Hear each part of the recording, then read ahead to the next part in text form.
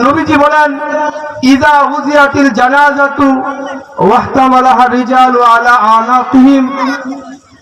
নবী বলেন, একটা মানুষ যখন ইন্তেকাল করে তাকে দাফন করার উদ্দেশ্যে যখন খাটুলায় বহন করে যখন তাকে নিয়ে যাওয়া হয়, নবীজি বলেন, ফাইন কানাত সালিহাতান, মাইয়াত যদি নেককার হয়, মাইয়াত যদি নামাজি হয়, ওই মৃত মানুষটা যদি আল্লাহর পথে সঠিকভাবে চলে থাকে, বিশ্বনবী মুহাম্মদুর রাসূলুল্লাহর সুন্নাহ, তার জীবন আদর্শ সিরাত যদি সঠিকভাবে মেনে থাকে, ওই মানুষটা ওই খাটুলাই শুয়া আনন্দে তার বহনকারীদেরকে বলতে থাকবে, কদ্দিমুনি কদ্দিমুনি, হে আমার আত্মীয়রা, যারা তোমরা আমাকে বহন করে নিয়ে যাচ্ছ, কদ্দিমুনি কদ্দিমুনি, তাড়াতাড়ি তোমরা আমার সুখের ঠিকানা কবরস্থানে নিয়ে যাও।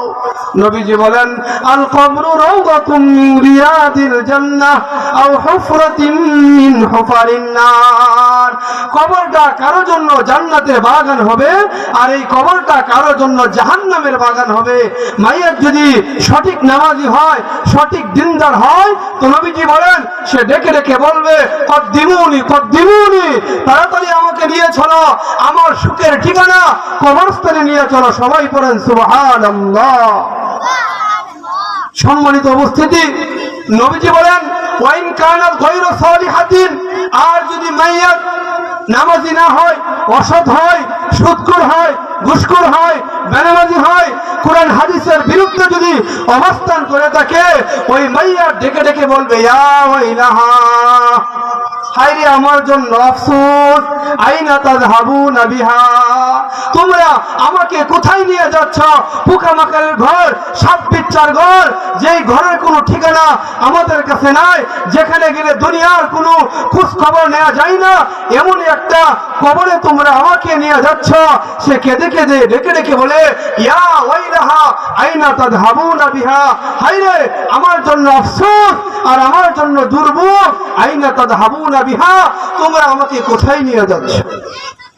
কি খাটলায় উঠে আমরা কি বলতে চাই? কদ্দিমুনি, সুখের ঠিকানায় নিয়ে যাও, নাকি আমরা ইহা বলতে চাই, ইয়া ওয়াইলাহা আইনা তাযহাবুনা বিহা, হায়রে আমার জন্য আফসোস আর দুর্ভোগ, আমাকে কোথায় নিয়ে যাওয়া হচ্ছে? আমরা কি চাই? আমরা এটা চাই, আল্লাহর কাছে আমরা এটা প্রার্থনা করি, আল্লাহ রাব্বুল আলামিন যেন আমাদের ঈমান আর আমলকে সঠিক করে আমরা যেন এইটা বলতে পারি, খাটলায় বহন হলে কদ্দিমুনি কদ্দিমুনি, তাড়াতাড়ি আমাকে নিয়ে চলো চির সুখের ঠিকানা, আল কবরু রাওদাতুম মিন রিয়াদিল জান্নাহ। জোরে পড়ুন সুবহানাল্লাহ।